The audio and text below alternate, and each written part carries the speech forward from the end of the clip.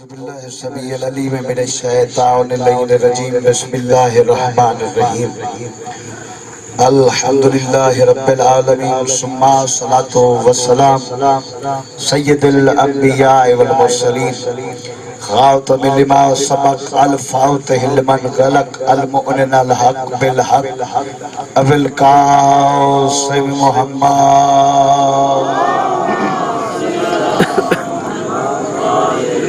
وآلہ الطیبین الطاہرین المعصومین المظلومین المنتخبین ولعنۃ اللہ علی اعدائہم وغاصبی حقوقہم ومنکری فضائلہم ومصائبہم وولایتہم اجمعین اما بعد قال رسول اللہ صلی اللہ علیہ وآلہ وسلم بسم اللہ الرحمن الرحیم ان الحسین مصباح الہدی و سفینۃ النجاۃ صلوات پڑھیں سارے مل کے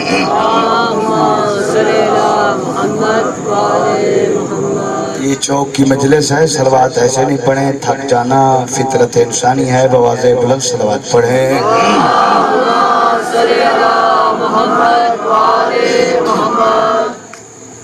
میں آپ سب لوگوں کی تعاون سے اور تائید سے اس چوک کی مجلس سے ایک پیغام ریکارڈ کروانا چاہتا ہوں فقہ جعفریہ پڑھیے میں نے، جس کا مفہوم ہے نبی اکرم نے فرمایا کہ حسین ہدایت کا چراغ ہے، حسین ہدایت کا چراغ ہے اور حسین کشتی نجات ہے۔ حسین کو ماننے کے لیے مذہب کی قید نہیں ہے، انسان کو ماننے کے لیے انسان ہونا ضروری ہے۔ ہمارے علاقے میں ایک علاقہ ہے سیت پور، وہاں کا ایک سیتارام ہندو تھا جو سال میں حسین کی 4 مجلسیں پڑھواتا تھا۔ وہ ہندو انسانیت کے ناطے کہ حسین محسن انسانیت ہے، اس سال میں 4 مجلسیں حسین کی پڑھواتا تھا۔ مولوی اکٹھے ہوئے کہ تم حسین کی مجلس پڑھواتے ہو، نبی کا میلاد بھی منوایا کرو۔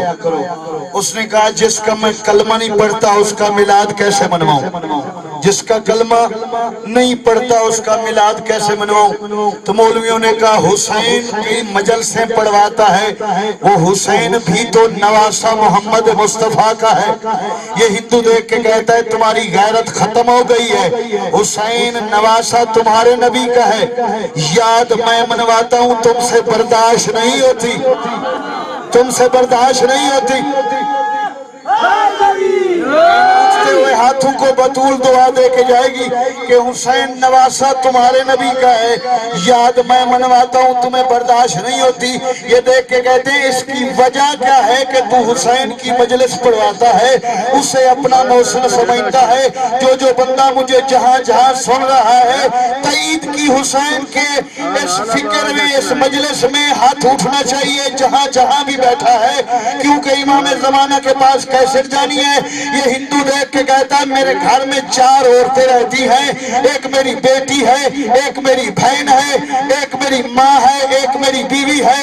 جب میں گھر کی دہلیز اندر جاتا ہوں تو مجھے رشتوں کی پہچان آ جاتی ہے، یہ میری ماں بیٹھی ہے، یہ میری بہن ہے، یہ میری بیٹی ہے، یہ میری بیوی ہے۔ کہتا ہے پھر مجھے ضمیر بولتا ہے جس نے بھی ان رشتوں کی پہچان دی ہے اس طاقت کو حسین کہتے ہیں۔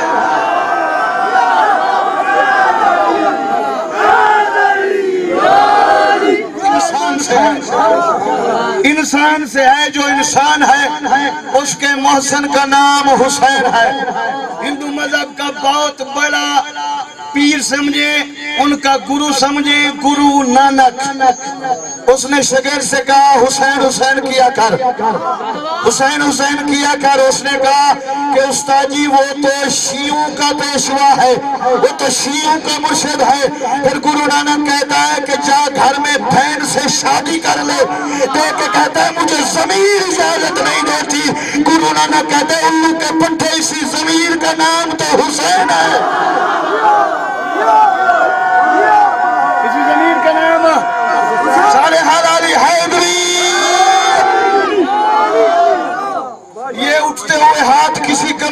محتاج نہ ہوں. اسی ضمیر کا نام حسین ہے. جو ضمیر تمہیں ظلم کے آگے جھکنے نہ دے، سمجھ جانا تیرا مرشد حسین ہے.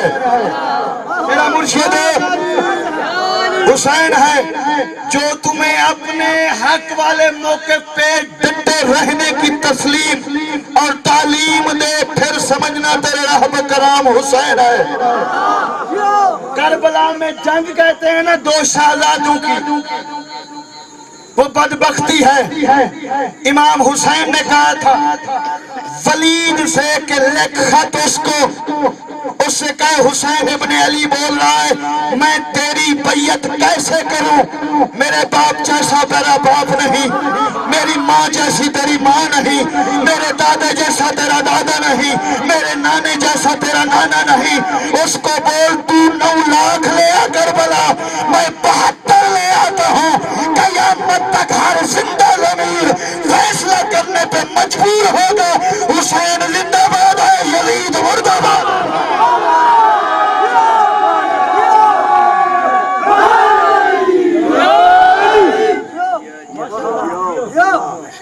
حسین زندہ باد، یزید مردہ باد. حسین اور یزید کی جنگ تھی کربلا، ایسے نا ہر دور میں ہر وقت میں. کربلا کے بعد یزید آتے رہے، ایک ایک گھر میں 2 یزید نکل آتے ہیں. یزید کسی کا نام نہیں، یزید کردار کا نام ہے. آج کے دور میں بھی جس کی آنکھوں میں بہن بیٹی کا حیا نہ ہو وہ یزید ہے.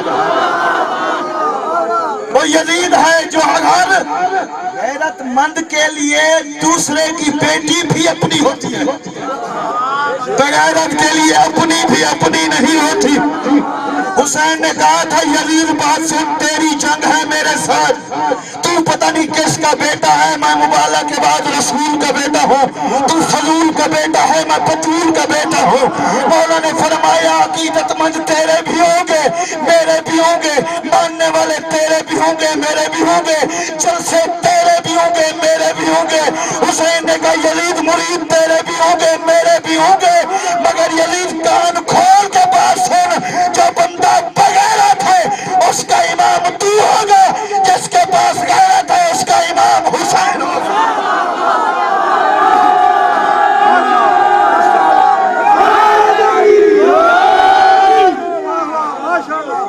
تو میرے پاس بہت ہی ہے میرے بھائی، سنی شیعہ وہابی دیوبند، ہر بندے کو سننے کے لیے علی عمران کا پیغام ہے. حسین کو شیعوں کا پیشوا نہ سمجھ، شیعوں کا مرشد نہ سمجھ، حسین کے جلوس میں شامل ہو جا نواسہ رسول سمجھ کر. آپ لوگوں کی میں نے کہا تائید سے پیغام دینا چاہتا ہوں. کوئی بھی فقہ والا ہے میرا پیغام سنے، نوٹ کرے. کہیں پہ میں علی عمران ضامن ہوں. قرآن میں اللہ پسند نہیں کرتا کہ کوئی روئے پیٹے بکا کرے. 6 پارہ ہے، پہلی آیت ہے.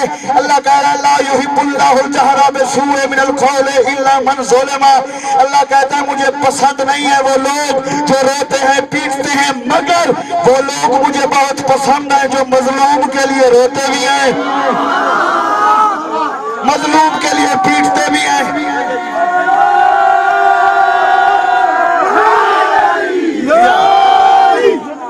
روتے بھی ہیں پیٹتے بھی ہیں، اللہ کہتا مجھے پسند ہے. ترجمہ کسی بھی فقہ کا لے لینا، تفسیر بھی کسی فقہ کی ہو. میں کہتا ہوں اللہ قرآن میں کہتا ہے کہ مومن کا قتل کا قصاص ہے، مومن کا. تو حسین کو کچھ بھی نہ سمجھ، مومن تو سمجھ. میں تجھ سے سوال کرتا ہوں شیعوں پہ احسان نہ کر، اس پہ احسان کر جس کا کلمہ پڑھتا ہے. اس کے لیے اس کو کون سا منہ دکھائے گا؟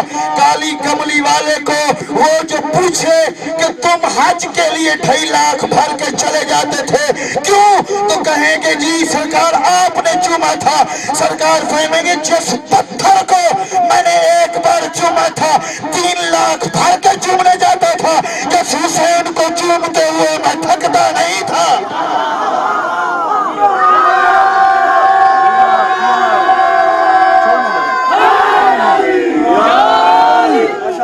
مولوی کے لیے مسئلہ ہوتا ہے کہ اس کو ٹائم چاہیے ہوتا ہے. ٹھیک ہے، لیکن میری کیسٹیں نہیں ہوتی اس لیے میں کلوز کرنا بھی جانتا ہوں۔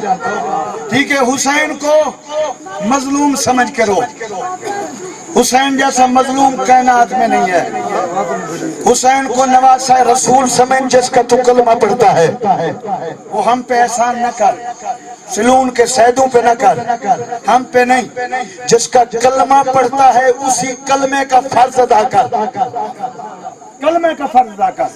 پیچھے تیرا کلمہ پڑھتا ہوں، تم گلیوں میں ایک دوسری صلوات پڑھیں صاحب۔